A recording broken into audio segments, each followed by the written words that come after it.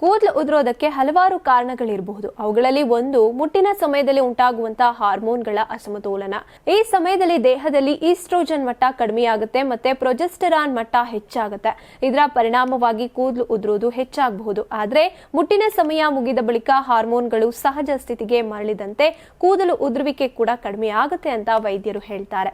ಇನ್ನು ಋತುಚಕ್ರದ ಸಮಯದಲ್ಲಿ ಹಾರ್ಮೋನ್ಗಳ ಬದಲಾವಣೆಗಳು ದೇಹದೊಳಗೆ ಅನೇಕ ಪರಿಣಾಮಗಳನ್ನು ಉಂಟು ಮಾಡುತ್ತವೆ.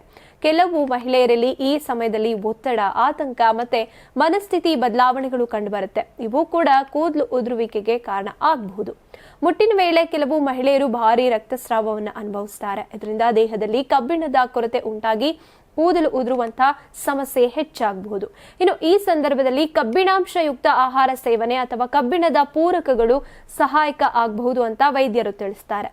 ಮುಟ್ಟಿನ ಸಮಯದಲ್ಲಿ ಆರೋಗ್ಯಕರ ಆಹಾರ ಸೇವನೆ, ಒತ್ತಡ ನಿಯಂತ್ರಣ ಮತ್ತೆ ತಲೆಗೂದಲಿಗೆ ಸರಿಯಾದ ಆರೈಕೆ ನೀಡುವುದರಿಂದ ಕೂದಲು ಉದುರುವಂತದನ್ನ ತಡೆಗಟ್ಟಬಹುದು. ಆದ್ರೆ ಉದುರುವಂತದ್ದು ಅತಿಯಾದ್ರೆ ತಕ್ಷಣ ವೈದ್ಯರನ್ನ ಸಂಪರ್ಕಿಸುವುದು ಉತ್ತಮ.